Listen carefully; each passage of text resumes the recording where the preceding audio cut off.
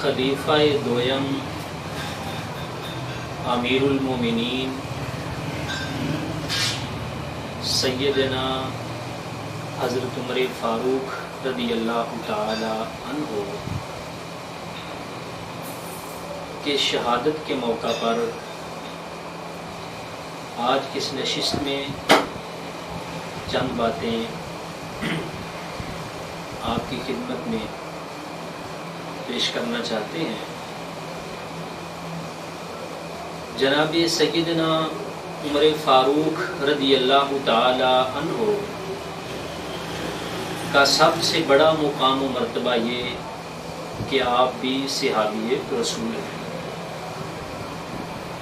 اور صحابی ہونے کے ساتھ ساتھ پیارے آقا صلی اللہ تعالی علیہ وآلہ وسلم کے خلفائے راشدین میں سے دوسرے خلیفہ راشد ہیں۔ کون عمر رضی اللہ تعالی عنہ جو مرید مصطفیٰ بھی ہیں اور مراد مصطفیٰ بھی ہیں۔ بڑا محبت برا یہ جملہ، مرید مصطفیٰ بھی ہیں اور مراد مصطفیٰ بھی ہیں۔ مرید محبت کرنے والا، عقیدت رکھنے والا، پیار کرنے والا۔ اپنے لفظ کے اعتبار سے تو سارے صحابہ پیارے آقا علیہ الصلوۃ والسلام کے مرید ہیں، سارے صحابہ پیارے آقا علیہ الصلوۃ والسلام سے عقیدت رکھتے، محبت رکھتے، تو اس اعتبار میں مرید تو سارے ہی ہیں، لیکن جناب عمر رضی اللہ تعالیٰ عنہ کا یہ ایک انفرادی خاصہ کہ آپ مرید بھی ہیں اور مراد رسول، مراد مصطفیٰ بھی ہیں۔ وہ کیسے کہ میرے اور آپ کے پیارے آقا صلی اللہ تعالی علیہ وآلہ وسلم رب کے حضور دعا مانگا کرتے تھے کہ یا الہ العالمین، عمر بن حشام یا عمر بن خطاب میں سے کسی ایک کے ذریعے اسلام کو بلندی عطا فرما، تو آخر وہ دعا جناب عمر بن خطاب رضی اللہ تعالی عنہ کے حق میں قبول ہوئی۔ تو اس معنی میں آپ مرید مصطفیٰ بھی ہیں اور بلکہ ساتھ ساتھ مراد مصطفیٰ بھی ہیں۔ تو جناب عمر رضی اللہ تعالی عنہ مرید ہونے کے ساتھ ساتھ مراد مصطفیٰ بھی ہیں۔ کون عمر رضی اللہ تعالی عنہ جو اسلام کے مطلوب ہیں، یعنی جنہیں حضور صلی اللہ تعالی علیہ وآلہ وسلم نے رب سے دعا کر کے لیا۔ کون عمر رضی اللہ تعالیٰ عنہ کہ جن کی رائے کے موافق، جن کی رائے کے مطابق، جن کی سوچ کے مطابق قرآن کریم میں 20 کے قریب مقامات ایسے ہیں، 20 کے قریب آیات ایسی ہیں جو جناب عمر رضی اللہ تعالی عنہ کی رائے کے مطابق نازل ہوئیں۔ ایک طرف دیگر افراد کی رائے کسی مسئلہ کے بارے میں، اور ایک طرف جناب عمر رضی اللہ تعالیٰ عنہ کی رائے۔ اور جب قرآن کا نزول بعد میں ہوا، پیارے آقا علیہ الصلوۃ والسلام پہ وحی نازل ہوئی، تو اسی رائے کے مطابق نازل ہوئی جو عمر فاروق رضی اللہ تعالیٰ عنہ کی رائے تھی۔ کون عمر رضی اللہ تعالیٰ عنہ جن کے متعلق میرے اور آپ کے پیارے آقا صلی اللہ تعالیٰ علیہ وآلہ وسلم نے ارشاد فرمایا کہ میرا عمر جس رستے سے گزرتے ہیں، جہاں سے جاتے ہیں، اس رستے سے شیطان ہٹ جاتا ہے۔ کون عمر رضی اللہ تعالیٰ عنہ جن کے متعلق میرے اور آپ کے پیارے آقا صلی اللہ تعالی علیہ وآلہ وسلم نے ارشاد فرمایا کہ اگر میرے بعد کوئی نبی ہوتا تو عمر نبی ہوتے۔ یہ کس قدر بلند مقام ہے کہ جناب عمر رضی اللہ تعالیٰ عنہ اپنے اوصاف، اپنے کردار، اپنے کمالات کے اندر اتنی عروج اور اتنی بلندی پر پہنچے ہیں کہ پیارے آقا علیہ السلام کے فرمان کے مفہوم کے مطابق کہ جناب عمر میں وہ تمام نبوت کے اوصاف موجود ہیں، مگر یہ کہ نبوت کا دروازہ مجھ پہ ختم ہو چکا ہے، کوئی نبی نہیں آ سکتا میرے بعد، لیکن اگر کوئی ہوتا تو جناب عمر رضی اللہ تعالیٰ عنہ نبی ہوتے۔ کون عمر رضی اللہ تعالیٰ عنہ میرے اور آپ کے پیارے آقا صلی اللہ تعالی علیہ وآلہ وسلم نے ارشاد فرمایا سابقہ امتوں میں محدث ہوا کرتے تھے، محدث ہوتے تھے۔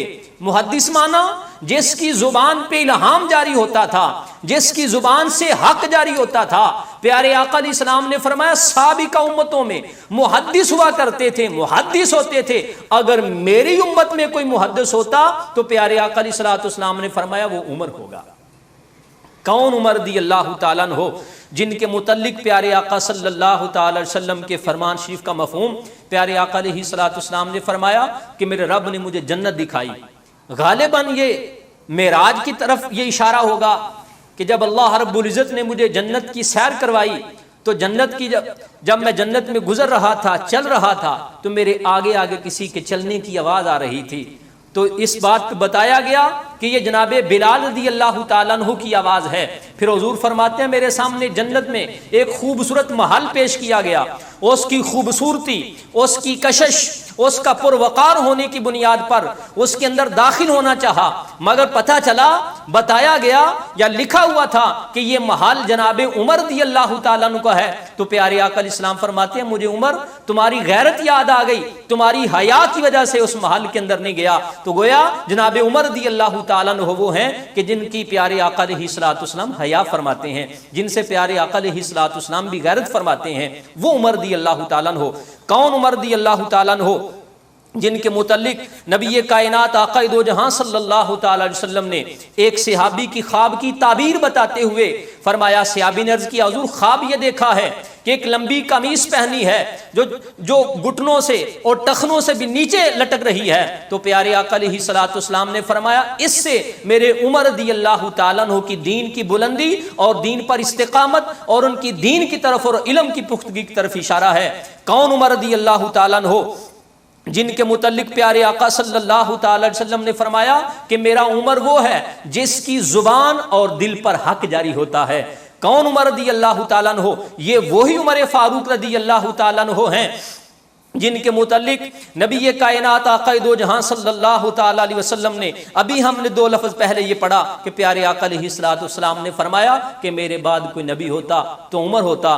کون عمر رضی اللہ تعالیٰ عنہ؟ یہ وہی عمر فاروق رضی اللہ تعالیٰ عنہ ہیں جب آپ نے اپنا گورنر مصر کی طرف روانہ کیا اور مصر سے پیغام آیا کہ وہاں ایک دریا ہے جس کو دریائے نیل کہا جاتا ہے، سال کے بعد اس کا پانی خشک ہو جاتا ہے یا اپنی تعداد کے اعتبار سے مقدار کے اعتبار سے کم ہو جاتا ہے، اور وہاں سالانہ ایک ایسی گندی اور بےہودہ رسم ہے کہ ہر سال ایک دوشیزہ کمواری خوبصورت لڑکی کو وہاں دریا کے سپرد کرنا پڑتا ہے، دریا برد کیا جاتا ہے، پھر وہ اپنا پانی دیتا ہے۔ تو جب یہ شکایت جناب امیر المومنین کے پاس آئی تو آپ نے پھر ایک لیٹر لکھا اور دریا کے نام لکھا، فرمایا یہ لیٹر دریا کو دے دو اور دریا میں پھینک دو۔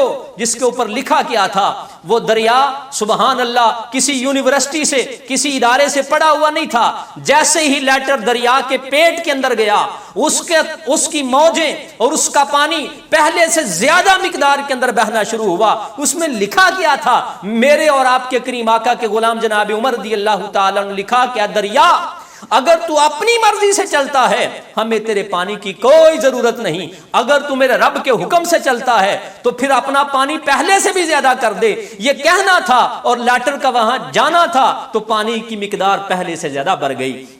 کون عمر رضی اللہ تعالیٰ عنہ؟ یہ وہ عمر فاروق رضی اللہ تعالیٰ عنہ ہیں کہ بازار میں جا رہے تھے تو اچانک یہ حالات پیش آئے کہ یا تو کسی بڑھی عورت کے ساتھ آمنا سامنا ہوا، ٹکراؤ ہوا، یا وہ پہلے سے ہی اپنی اس کیفیت کے اندر مبتلا تھی۔ اس کے ہاتھ میں ایک برتن تھا جس میں تیل تھا یا کوئی پانی نما کوئی چیز تھی، تو وہ اس کا پانی یا تیل زمین پہ گر گیا۔ تو اس بات پہ مطالبہ کر رہی تھی کہ مجھے میرا وہی تیل واپس چاہیے جو زمین کے اندر جا چکا ہے۔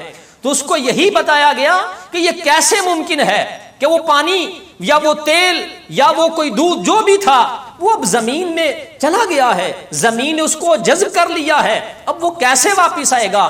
عورت کا مطالبہ تھا مجھے میری وہی چیز چاہیے، میں نے اور کوئی نئی چیز نہیں لینی۔ تو میرے اور آپ کے کریم آقا کے غلام اور صحابی جناب عمر رضی اللہ تعالیٰ عنہ نے اپنا درہ، اپنا عصا، اپنی لاٹھی زمین پہ ماری اور اس بات کا اشارہ کیا کہ اے زمین آج تک میں نے تیرے اوپر کبھی ظلم نہیں کیا، زیادتی نے کی، بے انصافی نے کی، عورت کی جو چیز ہے مطلوبہ، تیل ہے یا پانی یا دودھ جو بھی ہے، اس کو واپس کر دے۔ آپ کا یہ کہنا تھا، زمین پھٹی اور عورت کی وہی مطلوبہ چیز جو تھی اس کے برتن کے اندر واپس آ گئی۔